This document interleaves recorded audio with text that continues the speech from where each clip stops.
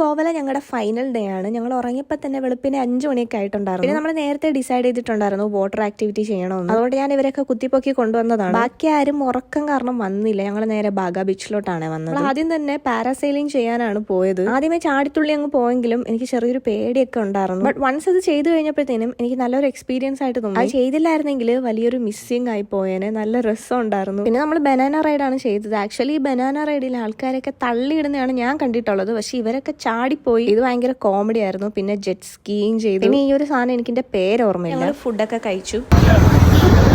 എങ്ങനെ ഉണ്ടെന്ന് നോക്കി പറയണം കേട്ടോ. താഴെ കാണിക്കും. അത് ഇവരെന്റെ കൂടെ ശ്രമിച്ചതാണ്.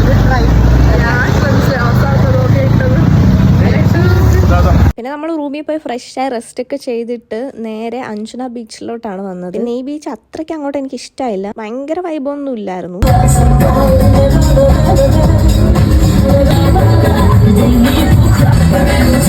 പിന്നെ ഞങ്ങൾ കാര്യങ്ങളൊക്കെ പറഞ്ഞ് ചേച്ചിയുടെ ഡാൻസ് ഒക്കെ കണ്ടിട്ട് നേരെ കല്ലാങ്കുട്ട് ബീച്ചിലാണ് വന്നത്. നിങ്ങൾക്ക് ബാഗ്സ് ഒക്കെ വേണമെങ്കിൽ ഈ ചേച്ചിയുടെ നിന്ന് വാങ്ങാം. ലാസ്റ്റ് ടൈം വന്നപ്പോഴും ഞാൻ ഈ ചേച്ചിയുടെ നിന്നാണ് ബാഗ് മേടിച്ചത്. നമ്മൾ ബീച്ചിലോട്ട് പോകുന്ന വഴി റൈറ്റ് സൈഡാണ് ഈ ചേച്ചി ഇരിക്കുന്നത്. അത്യാവശ്യം വിലക്കുറവിലൊക്കെ കിട്ടും. നമ്മൾ ഷോപ്പിംഗ് ഒക്കെ ചെയ്തിട്ട് നേരെ റൂമിലോട്ടാണ് പോയത്.